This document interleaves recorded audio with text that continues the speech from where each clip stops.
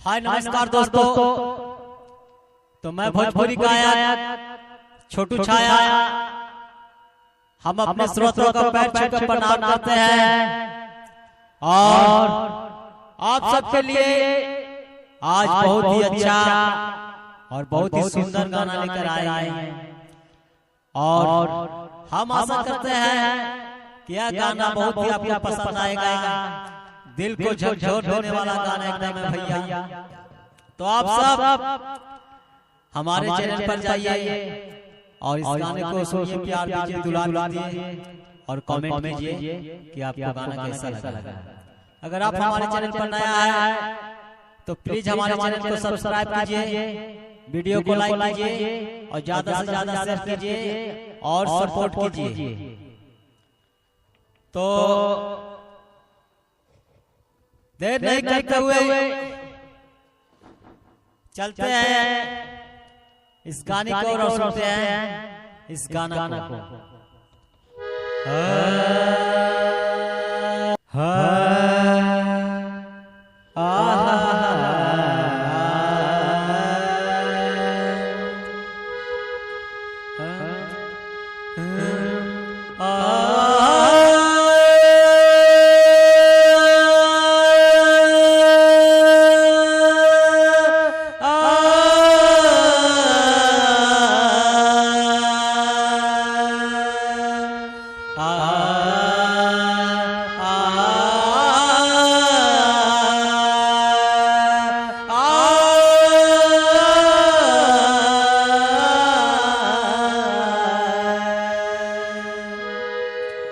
तो हमने यह आराम लिया और आप सब जितने भी हमारे श्रोता हैं कमेंट में आप लोग जरूर बताइएगा कि आपको आलाप कैसा लगा।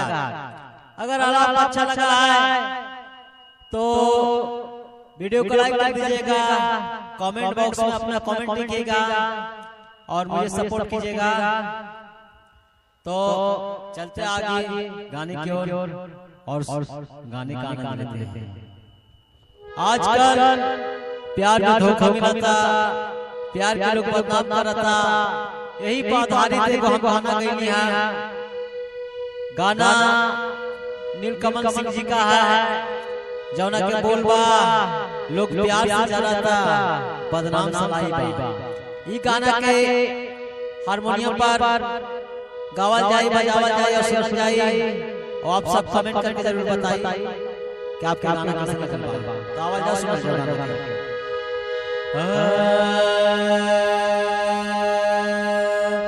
लोग प्यार से जराता बदनाम सलाई बा, लोग प्यार से जराता बदनाम सलाई बा।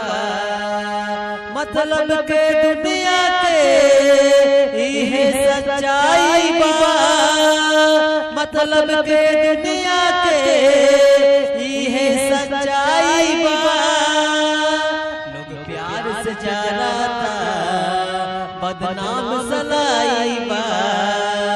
ई दर्द है दिल के हर रोग दवाई बा। लोग प्यार से जराता बदनाम सलाई बा। दिलदार के दर्द हवे सब रोग दवाई बा।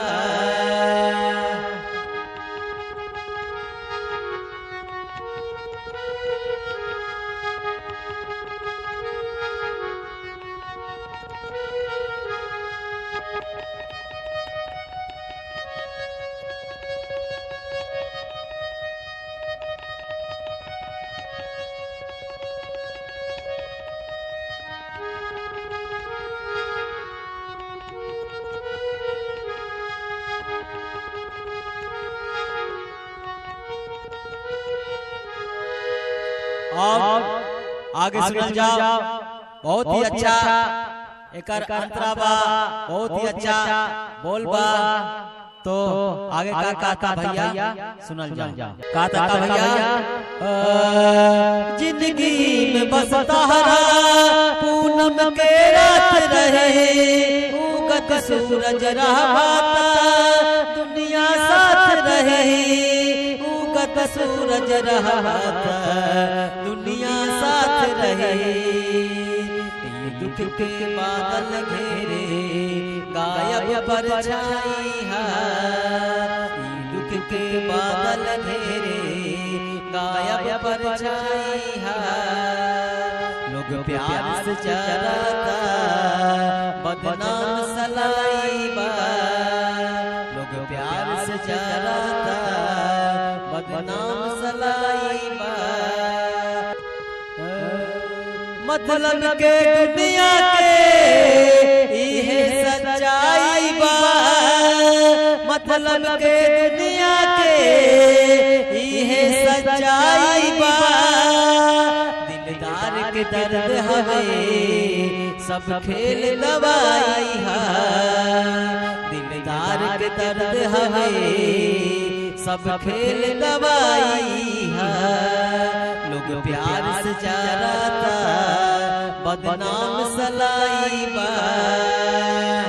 आगे बहुत ही अच्छा बोल भैया कहा था, जे के दिल में रखनी आंसू लगा दे गए, दुश्मन भी न करे वो काम सदा दे गए।